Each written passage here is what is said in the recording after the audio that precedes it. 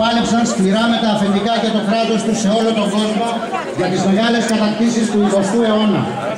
Από το 8ωρο και τη καθαρή δουλειά με δικαιώματα, την κοινωνική ασφάλιση, την παιδεία, την υγεία, τις αγώνες για τις συνδικαλιστικές και δημοκρατικές ελευθερίες ενάντια στους υπεριαλιστικούς πολέμους και επεμβάσεις. Συνεχίζουμε τον ίδιο δρόμο.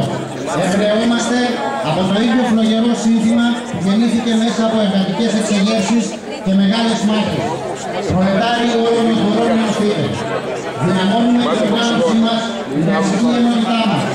Δυναμώνουμε την εργατική αλληλεγγύη. Είναι το δικό μας όπλο. Δυναμώνουμε τον αγώνα για όλα όσα μας ανήκουν. Για όλα όσα μας πήραν, όλα όσα μας έκλεψαν, όλα όσα είναι δικαίωμά μας σήμερα. Δεν συνειδητοποιούμαστε με τη φτώχεια, την ανεργία, τα μνημόνια, με ψίχουλα και υποσχέσεις.